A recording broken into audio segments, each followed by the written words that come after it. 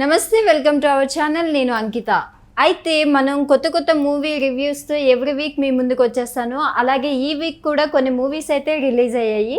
అసలు అవి హిట్టా ఫట్టా అని డిస్కస్ చేయబోతున్నాము. ఇప్పుడు డబుల్ ఇస్మార్ట్ అసలు వచ్చేసింది మూవీ. అయితే అందరూ రామ్ ఫ్యాన్స్ అయితే ఎంత వెయిట్ చేశారంటే ఈ మూవీ కోసం చాలా వెయిట్ చేశారు. అయితే డబల్ ఇస్మార్ట్ ఎట్లా ఉంది, అసలు రామ్ యాక్టింగ్ ఎలా చేశారు అనేసి మరిన్ని విషయాలు, అసలు ఈ మూవీ హిట్టా ఫటా అనే విషయాన్ని డిస్కస్ చేయడానికి నాతో పాటు సీనియర్ జర్నలిస్ట్ అలాగే సినీ క్రిటిక్ యజ్ఞమూర్తి సార్ ఉన్నారు. ఆయనతో మాట్లాడదాం. Hi sir. హాయ్ అమ్మా. Sir, every week movies release అవుతూ ఉంటాయి. అలాగే ఈ వీక్లో కూడా మనం కొన్ని మూవీస్ చూసుకున్నాము.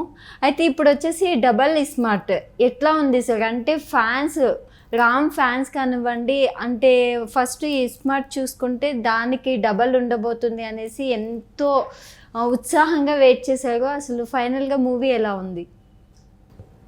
మీరు అన్నట్టు ఇస్మార్ట్ శంకర్, సో ఏదైతే ఇదివరకు పూరి జగన్నాథ్ రామ్ పోతినేని కాంబినేషన్లో వచ్చిన సినిమా ఏదైతే ఉందో, ఇద్దరికి కూడా ఒక కీలకమైనటువంటి విజయాన్ని ఇద్దరికి ఇచ్చింది.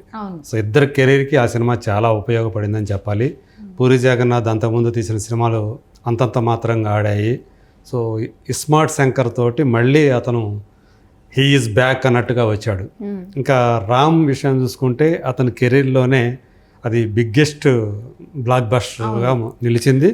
దాంతోపాటు మాస్ స్టార్గా కూడా అతని ఇమేజ్ని పెంచింది ఆ సినిమా.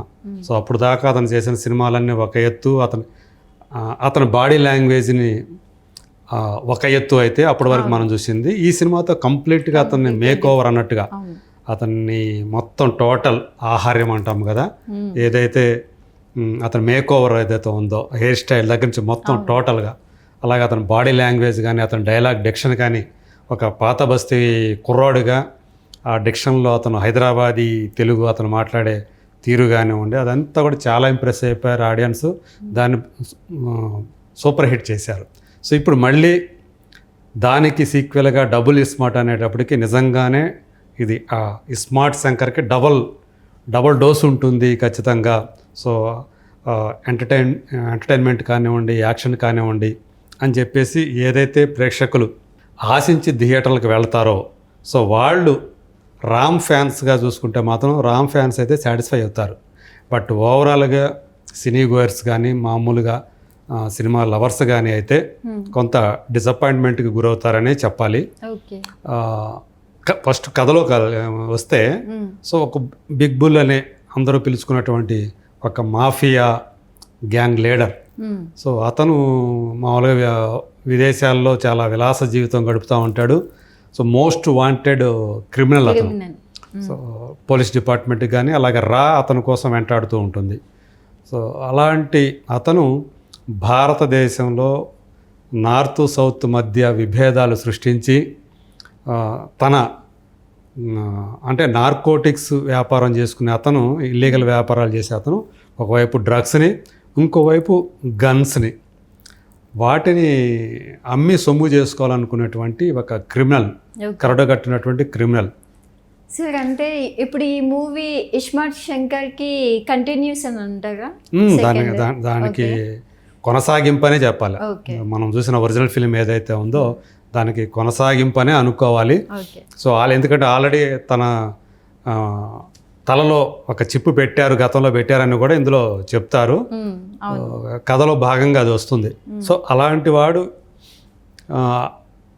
అతనికి ఇస్మార్ట్ శంకర్ ఎలా ఎదురుపడ్డాడు, సో అతని వ్యాపారాలకి దానికి ఇతను అడ్డంకి అయ్యాడా, లేకపోతే అసలు ఏంటి ఇద్దరి మధ్య ఉన్నటువంటి రిలేషన్ ఏంటి, సో ఇదంతా కూడా మనకి కథలో భాగంగా వస్తుంది. తన తల్లిని అమితంగా, అంటే ఆమె పోచమ్మ, సో ఆ క్యారెక్టర్ని ఝాన్సీ చేశారు. అమ్మ అంటే అతనికి సర్వస్వం అమ్మే. అలాంటి అమ్మని చంపిన వాళ్ళ మీద పగ తీర్చుకోవాలనుకుంటాడు. సో ఎవరు నిజానికి వాళ్ళ అమ్మను చంపింది ఎవరు, ఇదంతా కూడా మనకి కథలో భాగంగా వస్తుంది. యాక్చువల్గా ఇతనికి ఏదైతే మనం ఫస్ట్ ఒరిజినల్ ఫిలింలో చూసామో, ఒకరి మెమరీని ఇతనిలోకి ట్రాన్స్ఫర్ ఎలా అయితే చేస్తారో, ఇప్పుడు మరోసారి అదే పని అతని మీద ప్రయోగం చేయాలనుకుంటారు. అది బిగ్ బుల్లే చేయాలనుకుంటాడు. సో ఎందుకు బిగ్ బుల్ తన మెమరీని అతనిలోకి ట్రాన్స్ఫర్ చేయాలనుకుంటాడు. సో ఇది ఫస్ట్లోనే తెలిసిపోతుంది మనకి. యాక్చువల్గా అతనికి ఒక బ్రెయిన్ ట్యూమర్ ఉంటుంది, 3 నెలల కంటే ఎక్కువ కాలం బతకరని చెప్పేసి డాక్టర్లు తేల్చి చెప్పేస్తారు. మరి తను చనిపోతే ఎలా? తను ఒక ఇమ్మోర్టల్ కావాలి. ఇమ్మోర్టల్ కావాలంటే మీ మెమరీని కనుక ఇంకొకరికి ట్రాన్స్ఫర్ చేయగలిగితే, అలా మీరు ఒక బాడీ నుంచి ఇంకో బాడీలోకి మీ మెమరీని కనుక మెదడులోకి ట్రాన్స్ఫర్ చేయగలిగితే మీరు ఎప్పటికీ జీవించే ఉంటారు, ఇక ఫర్ ఎవర్ లైఫ్ ఉంటుంది, మీకు ఇమ్మోర్టల్ అయిపోతారని చెప్పి ఒక సైంటిస్ట్ చెప్పిన మాటని నమ్మి, సో ఫస్ట్ అందుకు ఎవరైతే యోగ్యుడు అనుకుంటారో అనేక వేరే వాళ్ళ మీద ప్రయోగాలు చేస్తారు. ఇతను ఒకడు కనబడతాడు, ఆల్రెడీ ఒక చిప్పు మోస్తున్నాడు తన బ్రెయిన్లో అని తెలుసుకొని అతన్ని పట్టుకొని ఆ మెమరీని ట్రాన్స్ఫర్ చేస్తారు. ఆ తర్వాత ఏం జరిగింది అనేది డబుల్ స్మార్ట్ సినిమా.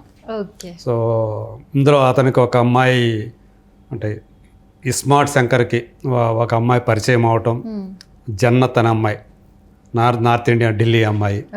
సో ఆ అమ్మాయికి అతనికి మధ్య ఆ రొమాన్స్ కానివ్వండి, అలాగే వీళ్ళిద్దరూ బిగ్ బుల్లు, ఇస్మార్ట్ శంకర్, వాళ్ళిద్దరి మధ్య కాన్ఫ్రంటేషన్ కానివ్వండి, ఆ చివరిలో ఆ ట్విస్ట్ ఏదైతే మనం చూసామో ఇస్మార్ట్ శంకర్లో కూడా ఒక శివుడికి సంబంధించినటువంటి కొన్ని సీన్స్ ఉంటాయి, యాక్షన్ సీన్స్ ఉంటాయి, కరెక్ట్గా ఒక జాతరలో ఒక ఊరేగింపులాగా. సేమ్ ఇందులో కూడా క్లైమాక్స్లో అలా శివలింగం దగ్గరే ఒక భారీ క్లైమాక్స్ని హీరో విలన్ మధ్య ఈ సినిమాలో ఉంటుంది. కొన్ని చోట్ల చూస్తే పూరి మార్కు అతని యొక్క టేకింగ్ ఏదైతే ఉందో అది కనిపిస్తుంది. అతని డైలాగ్స్, పంచి డైలాగ్స్ అవి కనిపిస్తాయి, చమక్కులు కనిపిస్తాయి. అలాగే రామ్లోని ఎనర్జెటిక్ లెవెల్స్ ఏ స్థాయిలో ఉంటాయో మనకు తెలుసు. సో అతను ఇస్మార్ట్ శంకర్లో ఎలా అయితే ఎంత ఎనర్జెటిక్ పర్ఫార్మెన్స్ ఇచ్చాడో, ఈ డబుల్ స్మార్ట్లో కూడా అదే రకమైనటువంటి ఆ ఎనర్జెటిక్ పర్ఫార్మెన్స్ తోటి రామ్ ఈ సినిమాలో అలరిస్తాడని చెప్పాలి. అట్లాగే బిగ్ బుల్గా, సో ఆ పేరుకు తగ్గట్టు ఆ బాడీ కానీ అదంతా సంజయ్ దత్, సో తను కూడా న్యాయం చేశాడు. కాకపోతే ఈ సినిమాకి సంబంధించి మేజర్ డ్రాబ్యాక్ ఏదైతే అంటే అలీ ట్రాక్.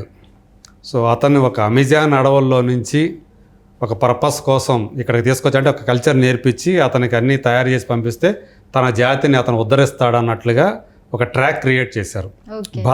యాక్టర్ భద్రం ఉంటాడు కదా, అతను తీసుకొని వస్తాడు.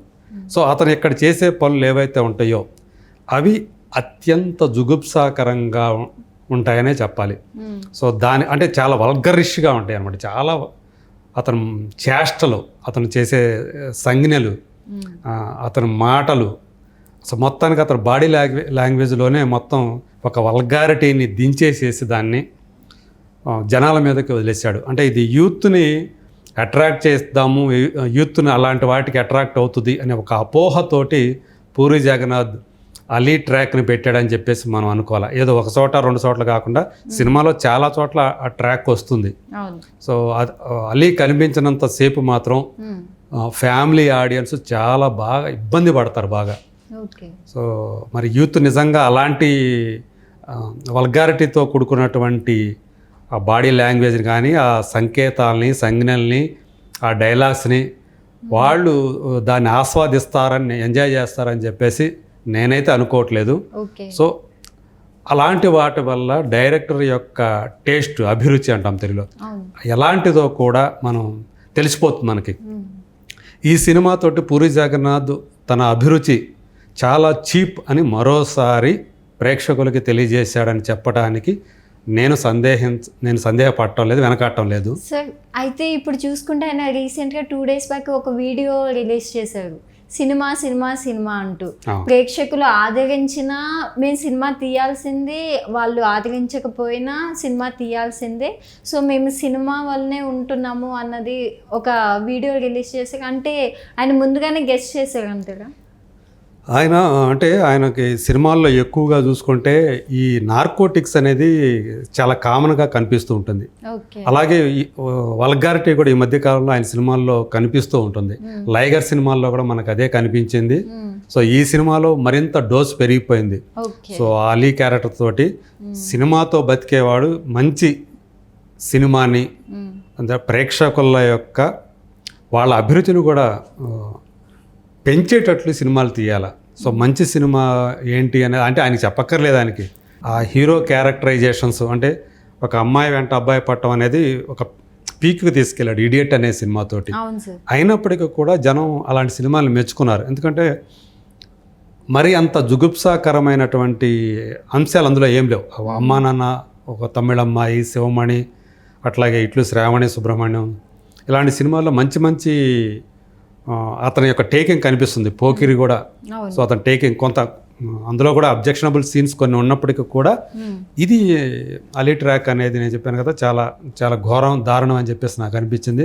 అందుకంటే ఈ సినిమాకి నేను ఇచ్చే రేటింగ్ అంటే మిగతా నేను చెప్పాను కదా కొన్ని హీరో క్యారెక్టరైజేషన్ ఏదైతే ఉందో, అలాగే రామ్ పర్ఫార్మెన్స్ ఏదైతే ఉందో, సంజయ్ దత్ పర్ఫార్మెన్స్ ఏదైతే ఉందో, అలాగే మణిశర్మ మ్యూజిక్ మొదటి దాంతో పోలిస్తే ఇది ఆ స్థాయిలో లేదని కొంతమంది అంటున్నప్పటికీ కూడా నేనైతే ఓకే బాగానే ఉందనుకుంటున్నాను. అలాగే శ్యామ్ కే నాయుడు తర్వాత ఇంకొక ఇద్దరు కలిసి దీనికి సినిమాటోగ్రఫీ టెక్నికల్గా కానీ మంచి సౌండ్తో ఉంది ఈ సినిమా. అంతవరకు టెక్నికల్గా చాలా బాగుంది. కాకపోతే ఈ చీప్ టేస్ట్ వల్ల ఆ సినిమా స్థాయి తగ్గింది. యాక్చువల్ లేకపోతే నేను ఖచ్చితంగా 3 రేటింగ్ ఇచ్చేవాడిని. ఇప్పుడు అవుట్ ఆఫ్ 5 నేను 2.5 ఇస్తాను. Okay, thank you sir. Thank you.